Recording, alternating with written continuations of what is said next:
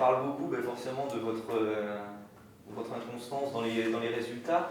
Est-ce que toi, tu as l'impression aussi de revivre les mêmes semaines et les mêmes défis ou pas? Par rapport à l'an passé? Non, par rapport à ce début de saison, à chaque fois finalement vous êtes dans la réaction finalement après une défaite, vous devez à chaque fois relever. Oui, c'est ce qu'on vit, oui. C'est ce qu'on vit, mais de l'autre côté, quand tu veux, quelque part, par rapport au projet à construire, avec 20 ans d'expérience, quand tu t'assois, moi je ne suis pas étonné du tout avec ce que je vis au quotidien ici à la GIA. Que ce soit très clair. Après, si tu le prends d'une façon très analytique et avec du recul, et même un dirigeant, hein, il peut dire oui, mais nous on veut que gagner. Oui, mais et l'ensemble des éléments de la construction d'un projet fait que, par exemple, comme je vous l'ai déjà évoqué, parce que je suis obligé d'être redondant et de répéter, parce que en fait les éléments sont ainsi. Quand tu changes 5, 6, 7 joueurs, que tu as 3 ou 4 Covid, qui en plus pénalisent encore maintenant mes garçons, hein, bien sûr évidemment, hein, parce que c'est très dur de s'en remettre derrière. Et que tu, déjà l'année passée, tu n'as pas fini les 10 matchs. Parce que attention, ça aussi, c'est.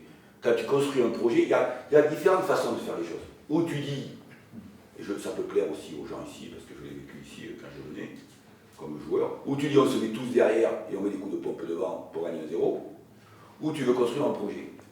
Bon. Et quand tu veux construire un projet de jeu, et là c'est le plus difficile, et là on a le match qui arrive, c'est le match le plus difficile. C'est parmi les matchs les plus difficiles à vivre, comme quand tu joues 3 à domicile. Sauf que 3 est venu, a pris beaucoup de risques. Mais, eh bien, par rapport à ce que je vis moi au quotidien, au fait que tu changes la moitié de ton équipe type, eh bien, et si tu veux, regarde, ce qu'on vit par exemple à Toulouse ou à Guingamp, c'est pas l'idée comment tu prends moins de buts, parce qu'on prend un but en contre qui donne des ailes à l'adversaire. Là aussi, comment tu corriges ça, et c'est le plus difficile. Quand tu veux, le plus difficile, c'est pas compliqué, c'est pour ça que c'est quand tu veux jouer un football à d'audace et de risque. La preuve, c'est que 80% ou 90% du football mondial, c'est le premier discours, il est tu défends. Parce que le football, lié au fait qu'on joue avec les pieds et que c'est beaucoup plus compliqué que de jouer avec les mains, lié au fait que tu as la surface d'un but, les gens vont comprendre ça, vous comprenez ça. Tu as la surface d'un but la plus petite qui existe dans les sports collectifs, eh bien le plus simple c'est tout se mettre derrière. Et c'est pour ça que 90% des gens commencent à parler comment tu récupères la main quand tu ne parles pas de but. Mais construire un projet comme ça, ça peut faire des résultats à court terme bien, ça peut te mettre en confiance, c'est ce que je dis aux joueurs. Mais non, je ne suis pas étonné du tout de ce qu'on peut vivre à l'heure actuelle, même si je suis un peu étonné du fait que, et c'est aussi notre responsabilité sur le plan, moi je parle toujours du jeu offensif, et pourtant moi je parle beaucoup aux garçons, je leur dis comment on ne prend pas de but, il faut savoir, et moi j'étais un défenseur central, rappelez-vous, je ne vous rappelez pas, il est trop jeune, j'étais pas né. Moi j'étais un tueur à gages, mon obsession c'était comment j'élimine l'adversaire. Voilà. Ce que je dis à mes joueurs, j'ai dit mon obsession c'est quand tu jouais contre moi, tu étais vraiment en très grave danger, voilà. Parce qu'on était formés comme ça. Voilà. Il y avait le 4 et le 6, on était formés comme ça. Et donc moi j'aimais défendre, d'ailleurs j'étais fort que là-dessus. Tu me faisais passer la ligne centrale, j'étais le plus nul du monde. Par contre dans mes 50 mètres, là attention, tu étais en danger de vie ou de mort, il faut le savoir. Et donc, moi j'aime défendre, mais l'idée aussi c'est comment tu as envie de faire un projet qui soit pérenne. Et les projets pérennes, c'est surtout comment tu marques les buts. Et c'est surtout quand je vois, pour revenir à ce que je veux dire, quand on joue Guingamp ou Toulouse, ce qui m'a le plus contrarié, c'est de ne pas marquer le but. C'est surtout ça qui me contrarie. Je suis le seul à parler comme ça, ou un des rares. Certains vont t'asseoir en te disant non, ça fait chier, on a pris 3 buts. Non, j'ai dit pourquoi, comment on n'a pas mis 3 buts à Toulouse et comment on n'a pas mis 2 buts contre Guingamp. Voilà, que je dis moi. Voilà. Parce que c'est ce qui fait aussi. Parce qu'après, il faut savoir une chose, pourquoi? Parce que dans l'histoire du foot, quand tu sais marquer des buts, et après tout devient plus facile. oui, ça c'est ça. Il est plus facile. Et donc après, on peut en débattre pendant des heures. C'est une affaire de complémentarité, c'est une affaire de valeur individuelle, parce que défendre, je le sais, puisque je le dis, moi quand je jouais, j'étais un des meilleurs défenseurs de France, mais attaquer, j'étais le plus nul qui existe. Voilà, donc c'était facile, hein. Je sais, c'était facile de défendre. Défendre, c'est facile, pour moi c'était facile. Par contre, attaquer, tu me mettais dans les 50 mètres adverses, j'étais une blonde. Voilà. Parce que c'est le plus dur. Parce que là, il faut du génie, il faut du talent, il faut plein de choses, il faut la complémentarité, etc. Alors c'est vrai que par rapport à ce qu'on vit, il y a l'alternance de choses qui sont à la fois positives, par exemple l'état d'esprit du groupe, et puis il y a aussi peut-être des manques collectifs, individuels, qui au fil peut-être... Le problème c'est que, et c'est pour ça que j'en reviens encore à la saison passée, et mais comme on est encore qu'au mois d'octobre, ça nous pénalise. Quand tu ne fais pas les derniers matchs d'une saison, quand tu as des projets que il y en a certains, ça les a carrément tués, des clubs, flingués, les pauvres, ça les a flingués, les pauvres. D'autres, ça leur a permis d'être en promotion, mais quand tu ne fais pas les derniers matchs alors que c'est un projet, c'est là où tu vois effectivement tout le travail que tu as pu faire. C'est ce qui est important. C'est là où tu vois quelles sont tes compétences et comment tu construis ce projet pour aller là, dans cette finition quoi, de championnat. Et on verra, donc c'est pour ça que je vous dis qu'on verra à ce moment-là quel est notre niveau, si c'est 10e, 12e, 13e, 14e, ou dans les 5-6 premiers, si on est capable d'être les 5-6 premiers, ça arrive. Je suis incapable de le dire. Voilà. Pour l'instant, je suis plutôt, par rapport à ce qu'on voit et ce qu'on joue, c'est plutôt où on est là, 10, 11e, 9e, 10e, 11e. Vous disiez la semaine dernière que vos joueurs étaient très consciencieux, peut-être un peu trop. Du coup, à votre avis, c'est quoi la formule, rentrer un petit peu plus dans le tas, être... Non, trop, et je vais te dire de suite, trop consciencieux, tu n'es jamais assez. Sache-le, surtout pour un footballeur. Parce qu'il faut que vous preniez conscience un peu intellectuellement ce que c'est qu'un footballeur. Un footballeur, c'est quelqu'un qui fait vivre beaucoup de monde, c'est quelqu'un qui crée 22 emplois directs ou indirects. Donc c'est quelqu'un qui peut être demandé à tout moment, n'importe où, même quand il agit au CERN. Pourquoi crois-tu qu'il y en a qui sont en fin de contrat et qui ne signent pas? Tout simplement parce qu'ils ont envie d'aller ailleurs, parce qu'ils veulent faire vivre leur famille, parce qu'ils ont beaucoup d'entourage qui font vivre. Donc quand on est, par rapport à ce que tu viens de dire, tu dis trop consciencieux, non, on n'est jamais trop consciencieux. Parce que c'est surtout quelle conscience tu as pour faire vivre l'institution, le club. Et comment tu as un groupe qui a envie de faire vivre le club, qui a envie, et ils ont envie de faire vivre l'institution, le club, parce qu'eux aussi, ils ont envie de gagner ensemble. Ça, c'est important. Mais l'idée, je vois ce que tu veux dire, l'idée d'être trop, c'est que, quelque part, c'est une équipe qui est appliquée, qui est consciencieuse. Après, on peut rajouter des trucs, parce que aussi, c'est très difficile d'en parler comme ça, parce que c'est complexe. Il y a la complémentarité des joueurs, il y a les nouveaux joueurs qui arrivent, il y a des joueurs qui sont plus ou moins blessés, il y a des manques aussi par rapport à la crise sanitaire et tout ça, comment on fait, il y a des manques. Il y a des joueurs, il y a par exemple aussi des postes où on est très pourvu, et c'est pareil pour mes autres coachs. Et puis il y a des postes où on n'est pas pourvu. Voilà, donc tout ça fait que tu es dans ce circonstance-là. Mais est-ce que cette semaine, votre discours change un petit peu plus est-ce que vous rentrez un petit peu plus dans le tas ou est-ce que vous êtes plus dans la pédagogie pour peut-être, je sais pas, aller brusquer est-ce que vous allez changer un petit peu? La facilité quand tu es manager, là la facilité pour moi face à vous, c'est de défoncer tous ceux qui sont autour de moi, et mes joueurs. C'est facile, je les défonce, je dis que quand tu es un manager, dans le temps, c'était toujours la responsabilité des autres. Et particulièrement au football, on dit ah, c'est les joueurs. Ce sont les joueurs, c'est les murs. Non, c'est pas ça. C'est pas ça, c'est beaucoup plus épais que ça, beaucoup plus profond que ça. Effectivement, d'ailleurs le management n'est plus du tout, tu ne veux plus te permettre de faire un management de joueurs maintenant que tu faisais il y a 20 ans, ou même ne serait-ce qu'il y a 20 ans, 25 ans, c'est impossible. Sinon tu prends une balle à la tête, c'est pas compliqué. Voilà, c'est pas compliqué. Et c'est dans le sens où, quand je dis ça, je fais exprès d'être grossier et vulgaire, mais dans le sens où, vous l'avez déjà vécu ici les 3 ou 4 dernières années, le jour où, comme je le dis souvent à mon entourage, et ça me fait du tort par rapport aux dirigeants, c'est que le jour où ils ont décidé, vous les Bourguignons, de vous planter, ou de planter le club ou le président, le vestiaire ne bouge plus. Et vous l'avez vécu ces 2 ou 3 années. C'est ce qui s'est passé dans 3 années. Tu peux les insulter, tu peux leur dire les plus grosses grossièretés du monde, tu peux leur dire les trucs les plus bas qui existent. Du jour au lendemain, ton club n'existe plus. Et tu joues le métier. Parce que on est plus du tout, on est dans un monde de football ultra capitaliste, ultra libéral, où tu peux bouger en permanence, où des joueurs sont sollicités, et donc ils ne sont pas obligés de rester à la GIA. Donc effectivement, moi des fois je suis dur avec eux, mais toujours dans l'idée que comment tu construis un groupe, comment tu vis bien ensemble. Tu as compris ça? Comment tu vis bien ensemble. Et dans l'idée d'accepter l'idée que tu construis un projet, et parce qu'on a tous envie, tu crois quoi? Tu crois que les joueurs ils ont pas envie de gagner? Il n'y a que quelque part l'effet cathartique de la tribune, comme me disent mes copains du rugby dans le sud-ouest, ils disent les tribunes de stade rendent les gens très courageux. Oui. L'effet cathartique, ils disent ça au rugby. Quand tu sors de la tribune, comme ça, tu es beaucoup moins courageux. Parce que tu n'as que l'effet cathartique de la tribune qui fait que tu vas délirer sur les joueurs, ils sont mauvais, tout ça. Mais sinon, non, ils ont envie, les joueurs. Ils ont envie de réussir, ils ont envie de...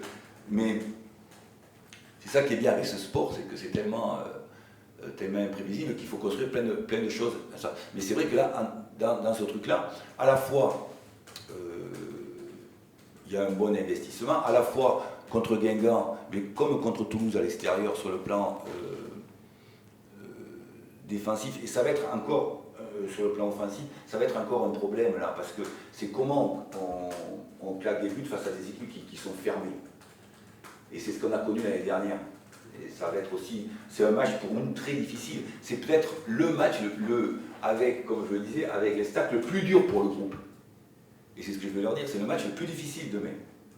C'est le match le plus dur. Alors que les gens ils disent, ah ouais, mais tu joues une équipe qui n'a pas gagné de match, etc.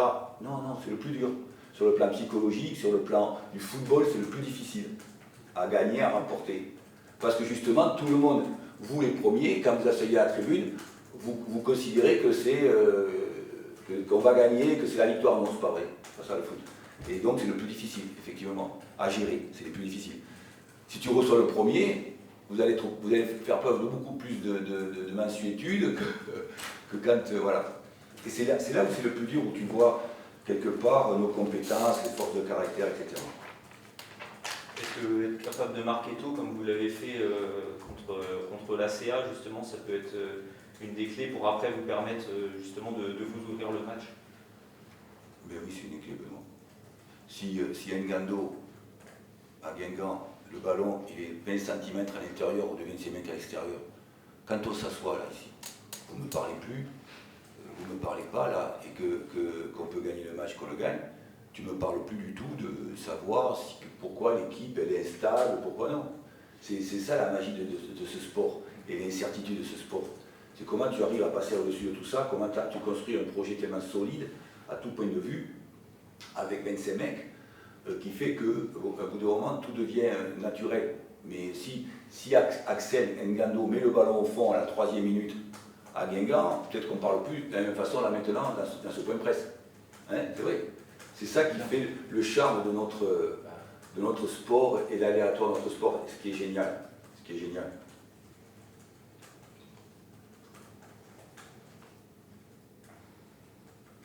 C'est génial, c'est pourquoi?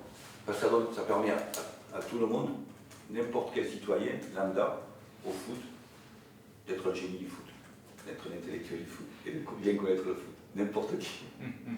Tu racontes des mecs. Et plus tu es entraîneur, et plus tu vieillis, et même plus tu parles à des grands entraîneurs, ils te disent, en fait, je sais pas.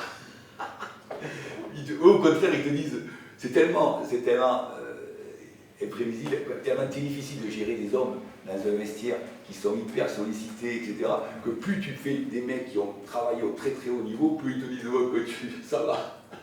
Tu sais, voilà, c'est complexe. Par contre, là tu parles avec un copain, après 3 ou 4 bières, tu connais le foot par cœur.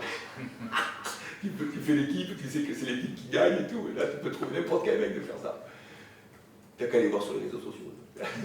Ils savent tous faire l'équipe et tout. C'est génial.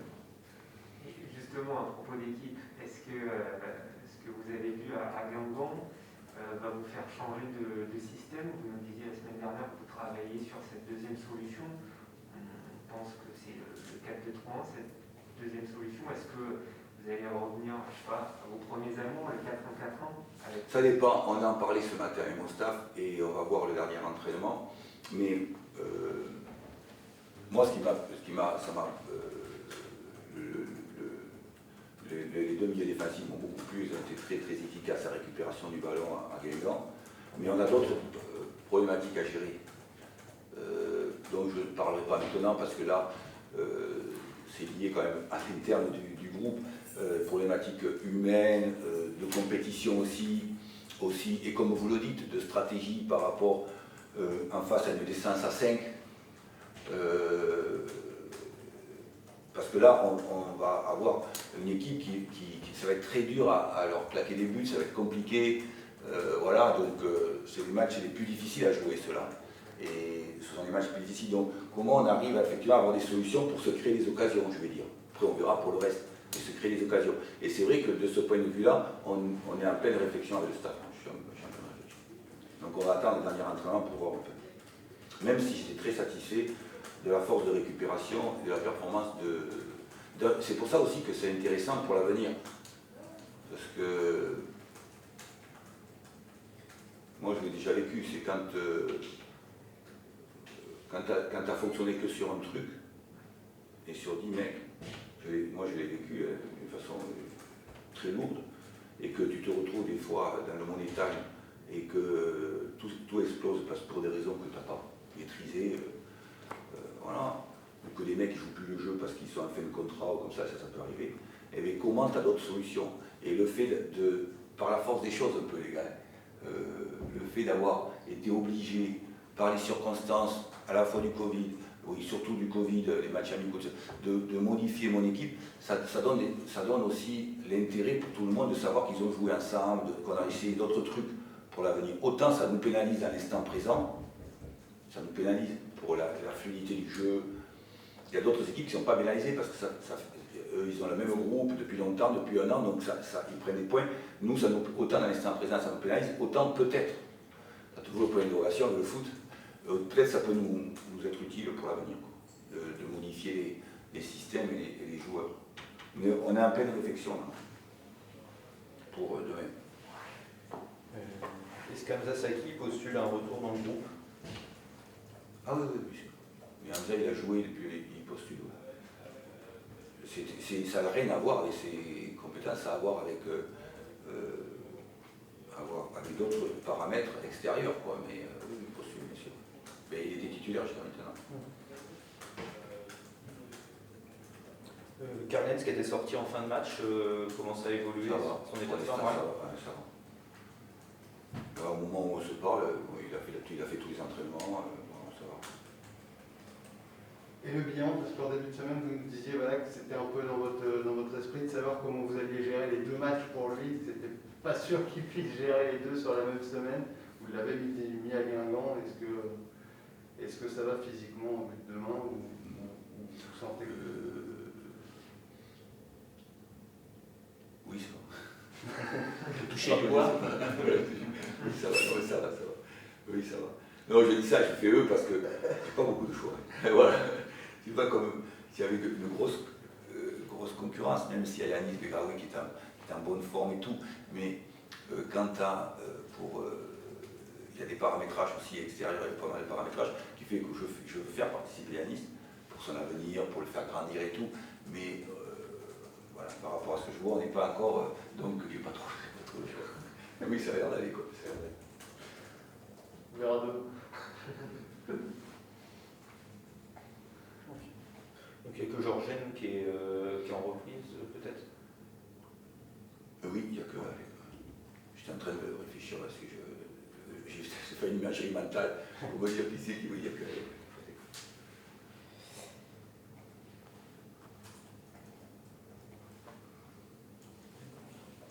C'est bon? C'est bon? Allez. Avec petit mot sur Chambly. Vous disiez que c'était une équipe difficile à bouger. Qu'est-ce que vous pouvez nous... Ouais, c'est une équipe qui est très difficile à bouger, qui est très hermétique, et c'est très difficile à jouer ces équipes-là. L'année dernière, c'était très compliqué de les jouer. On avait eu la réussite de marquer rapidement en match aller, mais voilà, c'est sincèrement par rapport au fait de cette équipe-là pour laquelle j'ai un grand respect. En plus, il y a beaucoup d'Italiens là-bas, donc moi, c'est quand même moi des bâtards franco-italiens. 50% italien, 50% français. Mais les dirigeants, je parle, non. Mais ils sont très attachants, je les ai beaucoup joués. Et très attachants. Non, c'est très ça pour nous, c'est sincèrement. Hein, moi, je le vis un peu comme le match de 3. Quand j'ai vécu le match de 3, pour moi, c'était très nerveusement, très difficile à vivre parce que c'était un derby, que le club n'avait pas gagné depuis longtemps. Donc j'étais très nerveux. Donc on l'a géré comme on a pu. Mais là aussi, c'est un des matchs les plus difficiles à gérer parce que dans le foot, quand tu as des équipes qui savent être très hermétiques, qui savent très bien défendre, ben c'est encore plus compliqué. Voilà. Cette fois-ci, c'est Oui, merci, désolé.